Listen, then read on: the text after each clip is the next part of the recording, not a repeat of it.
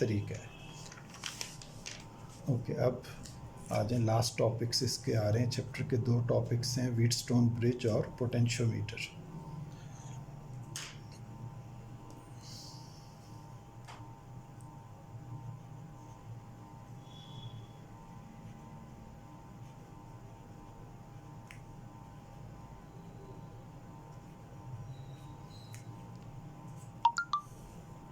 Wheatstone bridge एक ऐसा mesh loop circuit है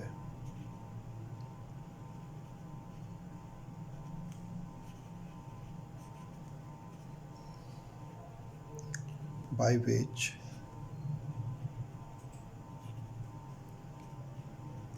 we can measure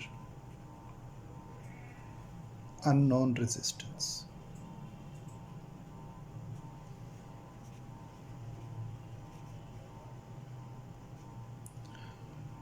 तो एक ऐसा जाल बिछा हुआ है, मेश लूप मीन जाल बिछा हुआ है रेजिस्टेंसेस का, कि जिसके हेल्प से हम अननोन रेजिस्टेंस को मेजर कर सकते हैं, कैलकुलेट कर सकते हैं। तो इसमें बेसिकली हम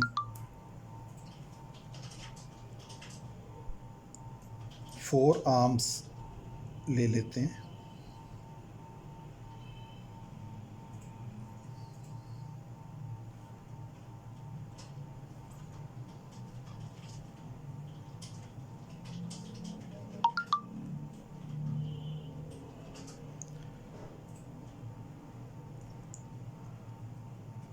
ए और बी के दरमियान रेजिस्टेंस हम जो अप्लाई कर रहे हैं उसका नाम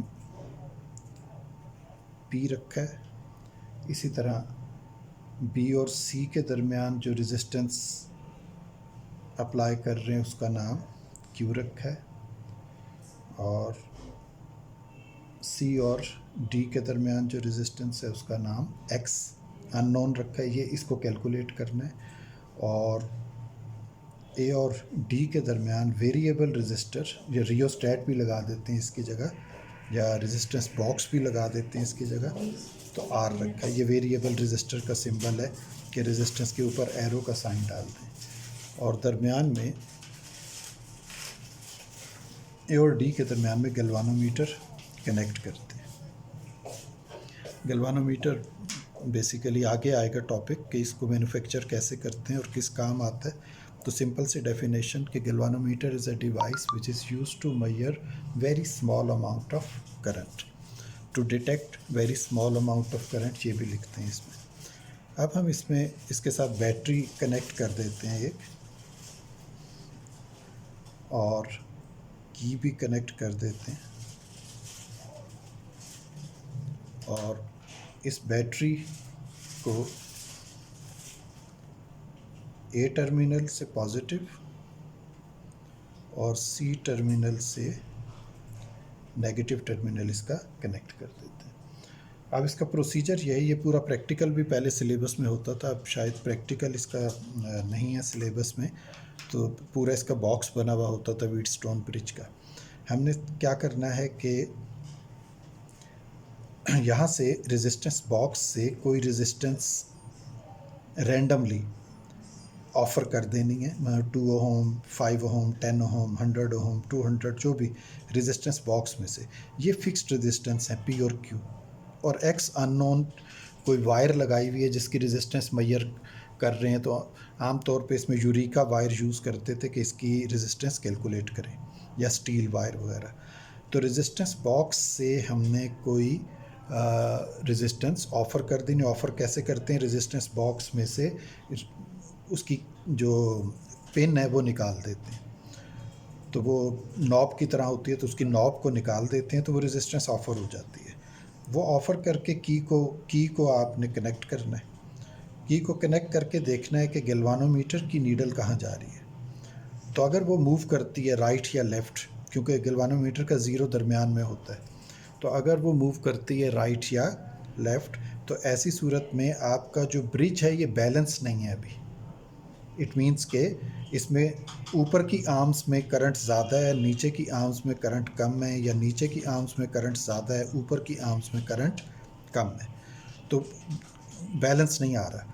फिर आप क्या करते हैं कि उसको देखते हैं कि आपने सपोज़ 100 ओम की रेजिस्टेंस बॉक्स में से निकाली हुई है, तो आप उसको कम कर देते हैं, 100 वापस डाल के 90 निकाल लेते हैं। तो आप देखते हैं कि आपकी जो डिफ्लेक्शन है वो इंक्रीज़ हुई या डिक्रीज़ हुई।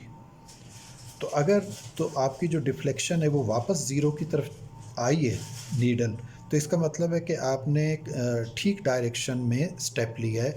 आपने 100 से 90 की तरफ गए, थोड़ा सा और नीचे जाएंगे तो आपकी गैल्वानोमीटर की नीडल ज़ीरो पे आ जाएगी। तो करना आपने क्या है कि गैल्वानोमीटर की नीडल को ज़ीरो पे लाना है, जबकि सारा सर्किट ऑन होना चाहिए। तो आप 90 के बाद 80 करती हैं, 70, तो सपोज 70 पे आपका आंसर आ जाता है, यानी गैल्वानोमीटर पे नीडल चली जाती है ज़ीरो पे। तो आप कहते हैं कि जी यहाँ से हमने रेजिस्टेंस बॉक्स से 70 ओम आउट किया, और ये दो फिक्स्ड रेजिस्टेंस थी, जो भी थी, सपोज ये 20 थी, 30 थी, 30 थी, 40, कुछ भी ऐसे था, तो वो आपने करके तो इसको बैलेंस कर दिया। तो इसको इस जगह पे जाके हम डिफाइन करते हैं कि Wheatstone bridge is said to be balanced when all the circuit is on and galvanometer is showing zero deflection. ठीक है, यानी बैलेंस्ड व्हीटस्टोन ब्रिज की क्या डेफिनेशन है कि when all the circuit is on and galvanometer is showing zero deflection, it means that bridge is balanced. So what we can say कि bridge balance है, तो फिर उसको लिखेंगे कैसे?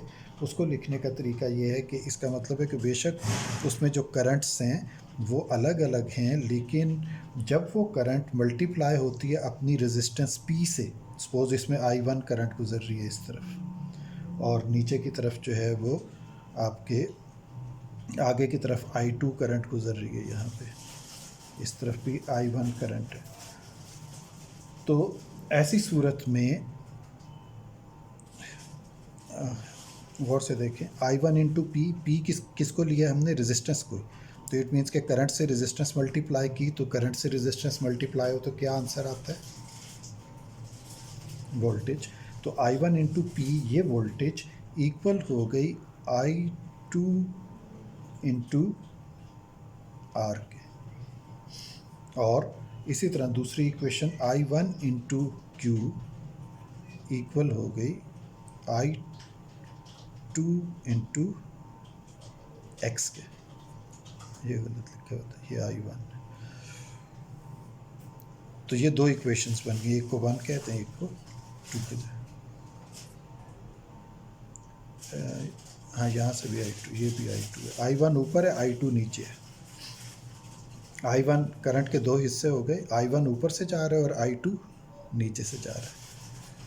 तो I1P इक्वल्स टू I2 आपके R, और I1Q इक्वल्स टू I2X। ये मैं दोबारा लिख रहा हूँ, I1। इन दोनों को डिवाइड कर दें इक्वेशंस को, equation 1 divided by equation 2, I1P over I1Q equals to I2R over I2X। तो अब इसमें आपके I1 से कैंसिल और I2 से। तो आपके पास जो आंसर आ रहा है वो ये है कि P by Q is equal to R by X। तो ये बैलेंस्ड व्हीटस्टोन ब्रिज की इक्वेशन है। इसको अगर हम कोई और नाम रखते तो A by B is equal to C by X, या R1 over R2 is equal to R3 over X, यूँ भी मुख्तलिफ बुक्स में लिखा हुआ है। तो x के लिए फार्मूला बना लें, x is equal to Q into R divided by P। तो इसमें सारी वैल्यूज़ जब हम पुट करेंगे, R की, Q की, P की, तो अननोन जो रेजिस्टेंस x है उसका आंसर आ जाएगा। So this is the method, or this is the device by which we can measure unknown resistance। इसको हम व्हीटस्टोन ब्रिज कहते हैं। एक बार इसको ना आप वर्डिंग को रीड कर लें, मैं KPK की बुक से इसको इतना रीड नहीं, कि अगर कोई लाइन नहीं समझ आती तो पूछ लें, 1 मिनट 2 मिनट लेना।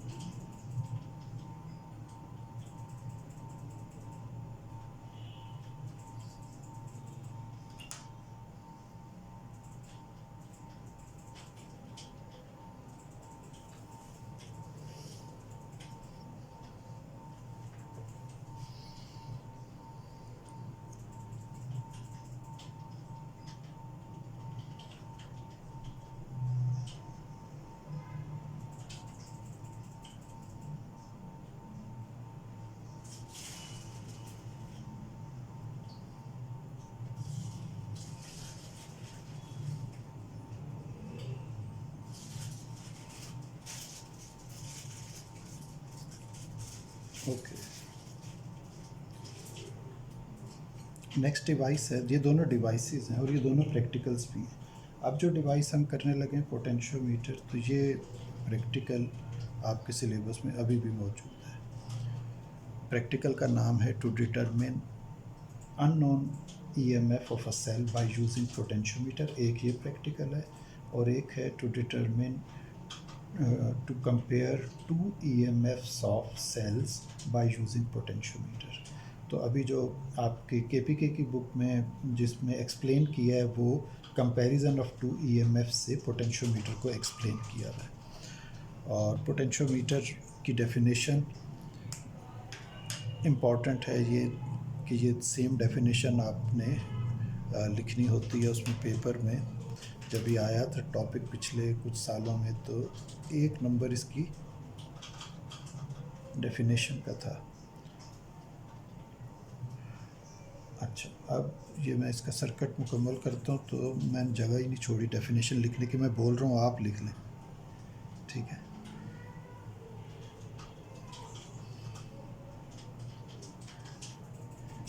It is a device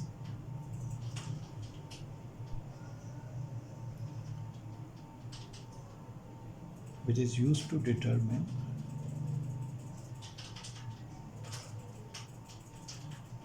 potential difference in a circuit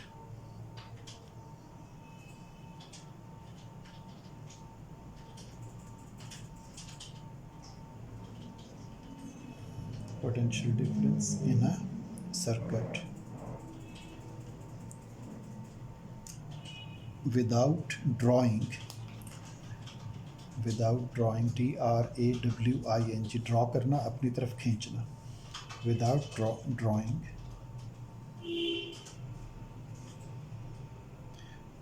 any current from the circuit.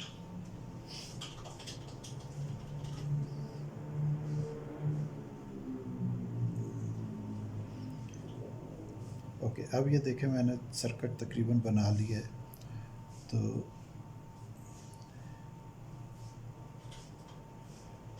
इसमें देखें 2 नीचे सेल्स लगाए हैं ईएमएफ्स के E1 E2, और मेन बैटरी की जो आपकी वोल्टेज है उसको यहाँ पे आमतौर पे हम V से लिख देते हैं, लेकिन उसको इसमें यूज़ नहीं करेंगे। नीचे का मैंने सर्किट का कलर इसलिए अलहदा किया है कि ये सर्किट वेरी करता रहता है। अब इसमें यह है कि 2 ईएमएफ्स जो सेल्स आपने लिए हैं इनके आगे एक स्विच S लगाना है, where S is two way switch. आप लैब में जाके देख भी सकती। 2-वे स्विच ये होता है कि उसके नॉब को एक तरफ टर्न करें तो उस तरफ दूसरे ईएमएफ सेल से कनेक्ट हो जाएगा, वापस उसको आप घुमा दें, टर्न करें तो फिर पहले वाले सेल से कनेक्ट हो जाएगा। तो अगर यहाँ से कनेक्ट है तो इधर कनेक्ट अभी नहीं होगा, इसको डॉटेड में बुक ने भी शो किया हुआ। उसके आगे गैल्वानोमीटर है, गैल्वानोमीटर के आगे जॉकी लगी हुई होती है, जी जॉकी वो आप लैब में देख लेंगे। वैसे तो जॉकी ना हो तो सिंपल वायर भी हो तो टच की जा सकती है, लेकिन जॉकी जितना हमारा ये बोर्ड वाला मार्कर होता है ना, थिक बोर्ड मार्कर आपने देखा होगा क्लासरूम में, तो इतनी बस इसी साइज़ भी यही होता है तकरीबन, बोर्ड मार्कर जितनी इतनी थिक होती है।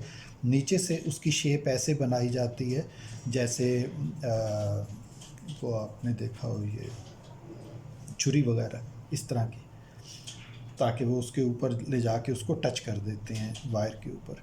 जो इसकी वायर है ए से लेके सी तक जो दी हुई है ये नॉर्मली 4 मीटर लेंथ में होती है, 4 मीटर 400 सेंटीमीटर। तो अगर इतनी ज़्यादा लेंथ ना ले सक रहे हों किसी जगह पे तो फिर इसको ये करते हैं कि इसको इधर देखें, मैं यहाँ ऊपर बना देता हूँ, फिर यूँ कर देते हैं 100 सेंटीमीटर, 200, 300, 400। तो आम तौर पे लैब में आपको पोटेंशियोमीटर पे ये वायर ऐसे नज़र आएगी, क्योंकि वो 100 सेंटीमीटर भी काफ़ी हो जाता है। तो उतना बड़ा पोटेंशियोमीटर बना के उस पर वायर यूँ टर्न करके 400 सेंटीमीटर पूरे कर देते हैं। इसमें रूल क्या यूज़ हो रहा है बेसिकली, इसमें जो बेसिकली रूल यूज़ हो रहा है वो ये कि रेजिस्टेंस डायरेक्टली प्रोपोर्शनल है लेंथ के। ये हम पढ़ के आए हैं। ईएमएफ डायरेक्टली प्रोपोर्शनल है, ईएमएफ इक्वल है आईआर के। तो ईएमएफ रेजिस्टेंस के डायरेक्टली प्रोपोर्शनल होगी। किसी भी जगह पे जितनी ज़्यादा रेजिस्टेंस होगी उसके अक्रॉस उतना पोटेंशियल डिफरेंस जो है हमें अप्लाई करना पड़ेगा। तो इस तरह R proportional to L, E is equal to I R, तो इनडायरेक्टली फिर EMF directly proportional to length हो जाती है। ये रूल यहाँ पे यूज़ किया जाता है। अब इसको स्टार्ट हमने कैसे करना होता है कि हम एक बार सर्किट को ऑन करके और एक बैटरी को कनेक्ट कर देते हैं स्विच से, गैल्वानोमीटर के साथ कनेक्ट करके, दूसरे एंड से जॉकी कनेक्ट करके। सबसे पहले आपने क्या करना है कि जॉकी को ए पे रखना है, ठीक है, और फिर सी पे रखना है। अब ऐसी सूरत में गैल्वानोमीटर की नीडल राइट और लेफ़्ट आपको दो वेरिएशंस उसको दिखाने चाहिए। यानी वो गैल्वानोमीटर का ज़ीरो चूँकि सेंटर पे होता है तो एक बार उसे राइट पे जाना चाहिए और दूसरी बार लेफ़्ट पे, या पहले लेफ़्ट पे गई है तो बाद में राइट पे उसे जाना चाहिए। तो वो ये शो कर रही है कि आपके कनेक्शन ठीक हैं।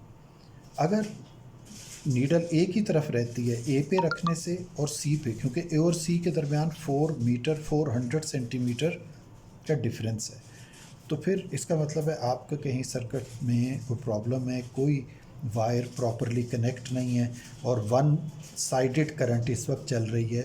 उसके लिए ठीक करने का आम तौर पे तरीका ये होता है कि आप ये रियोस्टेट जो हमने इसमें लगाया है इसको एडजस्ट करते हैं। इसकी एडजस्टमेंट से सर्किट करेक्ट हो जाता है। या कई बार ऐसा हो रहा होता है कि आपने जो सेल यहाँ पे अप्लाई किया है, E1 बैटरी अप्लाई की हुई है, वो डेड है, तो वो नीडल कोई भी डिफ्लेक्शन नहीं दे सकती ऐसी सूरत में, क्योंकि वहाँ से आपको कोई करंट निकलती हुई सर्किट में नहीं आ रही। तो ये चेकिंग है। ये वाली चीज़ें शायद इसमें ना लिखी हुई, ये मैं प्रैक्टिकल की बेसिक चीज़ें इसमें बता रहा हूँ। अब होगा क्या कि आप जैसे ही ए पे रखेंगे जॉकी को चलाना शुरू करेंगे। उसको चलाने का तरीका ये है कि ये समझे मेरे हाथ में जॉकी है और उसको मैं वायर के ऊपर चला रहा हूँ यूँ करके। तो उसको आपने यूँ मूव करना है ए से लेके सी तक टच करके। अब आप जैसे जैसे ए से सी की तरफ जा रहे होंगे तो जो गैल्वानोमीटर की नीडल है वो ज़ीरो की तरफ चलना शुरू कर देगी। तो जहाँ वो ज़ीरो पे आए वहाँ रोक दें और उस लेंथ को फिर हम L1 लेंथ कह देते हैं, जहाँ तक हो जाती है।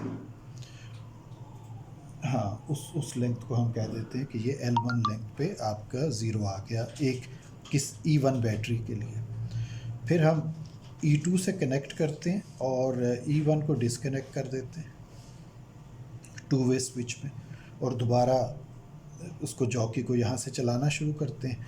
तो वो सपोज़ अब थोड़ा आगे जाके ज़ीरो आता है तो फिर आपकी जो लेंथ है वो L2 हो जाती है।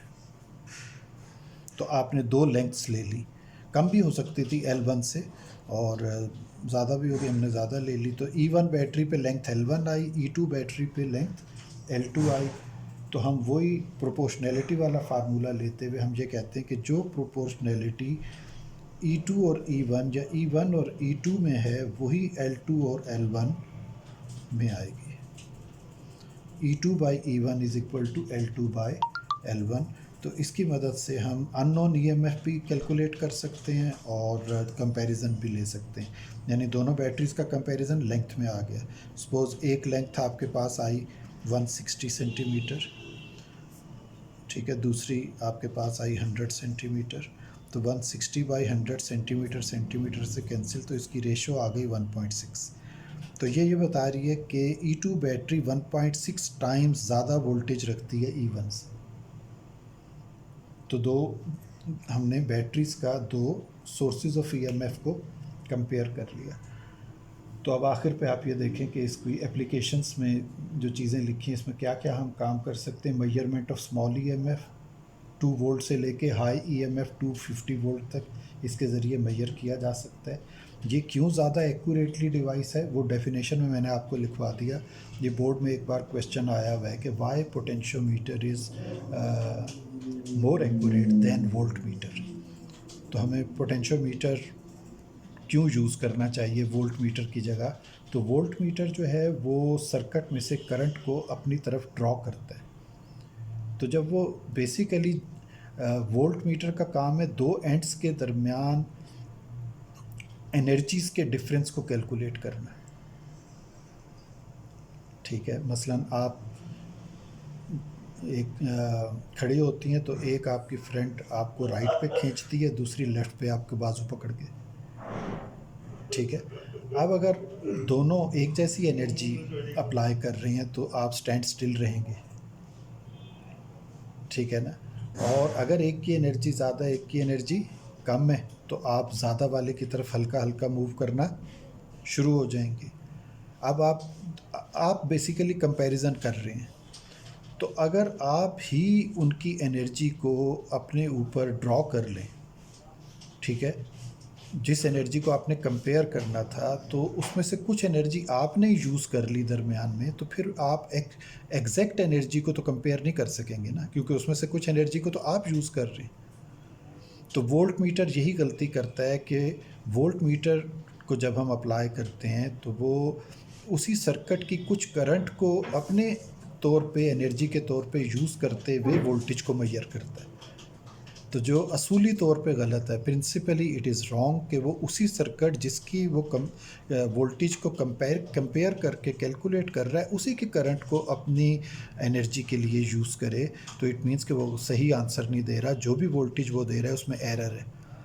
तो पोटेंशियोमीटर एक ऐसी डिवाइस है जो जिस सर्किट में हम इसको वोल्टेज मेजर करने के लिए लेके जाएंगे, ये वहाँ से करंट ड्रॉ नहीं करेगी। ठीक है, क्योंकि इसके पास अपनी बैटरी मौजूद है, ये अपनी उसको सर्किट को ख़ुद चला सकती है और उसके ज़रिए क्या करेगी, ये सिर्फ कंपेयर करेगी कि राइट पे कितना लेफ़्ट पे कितना। तो उस राइट लेफ़्ट के कंपैरिजन से ये आपको मेजर करके दे देगी कि एक बैटरी दूसरी बैटरी से कितनी ज़्यादा पावरफुल है। तो उससे आप दूसरी की वैल्यू भी कैलकुलेट कर लें, पहली की वैल्यू भी कैलकुलेट कर लें।